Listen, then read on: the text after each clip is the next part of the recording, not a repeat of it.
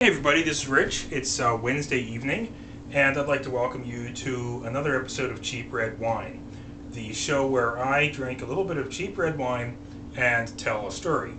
I haven't done this in a while, but there's a special occasion of sorts happening this week, and I thought I would celebrate it by having a very special cheap red wine.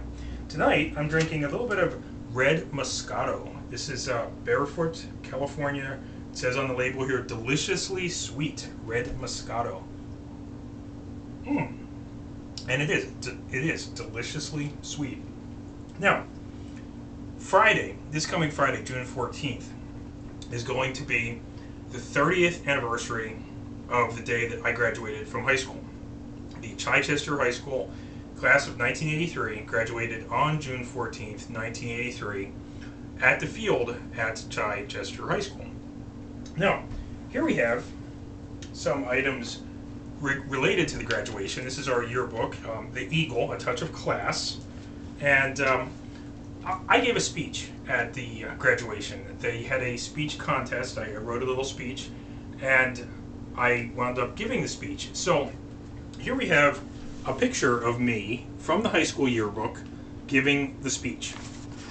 And also, here's a picture of my mom and dad and me at graduation after the ceremony.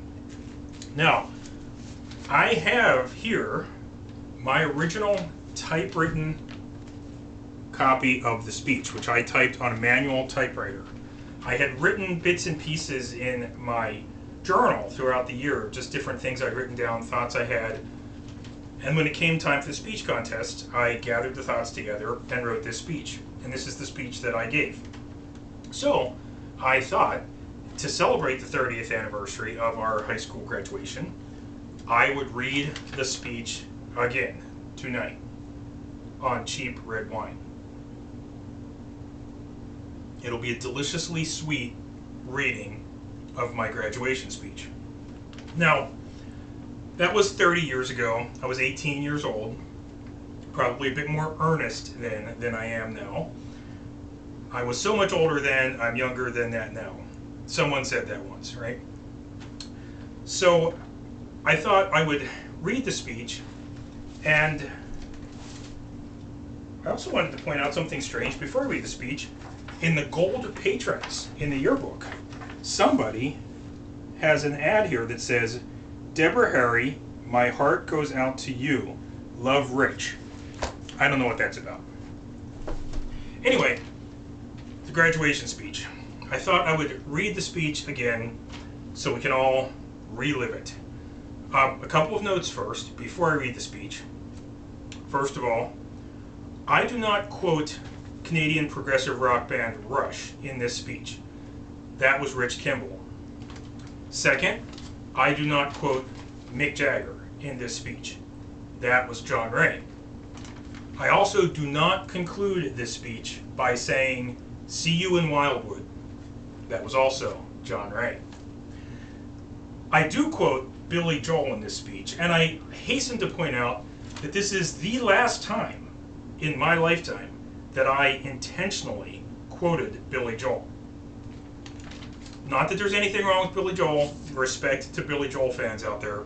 I just don't go around quoting the man, except in this speech.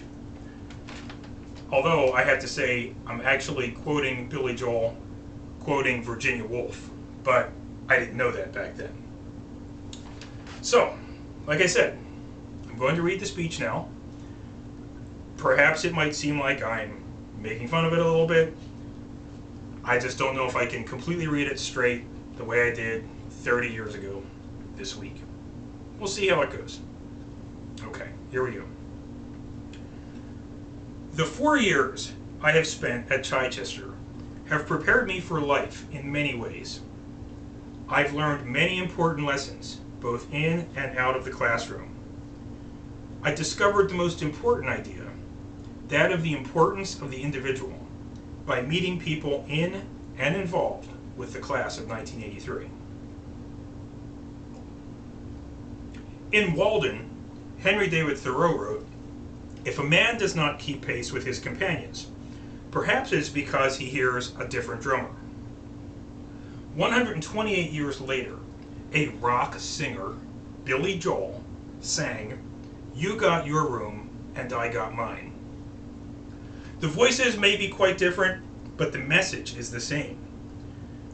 To be worthwhile, each of us must follow our own drummer and find our own room. Each of us must be an individual. I have discovered the importance of being an individual by being a member of the class of '83. By meeting and getting to know many of my fellow classmates, I have come to the conclusion that each of us has an important role to play. Now this next line, for some reason I crossed it out, but I'm going to read it now.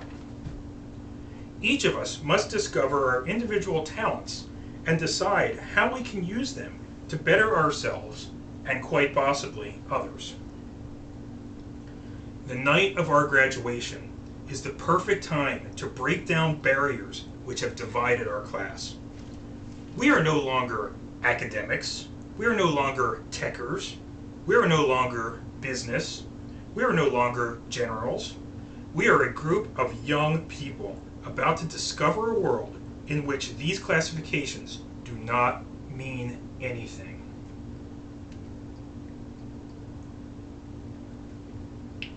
In order to survive in our complicated world, each of us must be independent enough to make the best use of our abilities and flexible enough to realize that the talents of others are necessary to us in order to have a worthwhile, enjoyable life.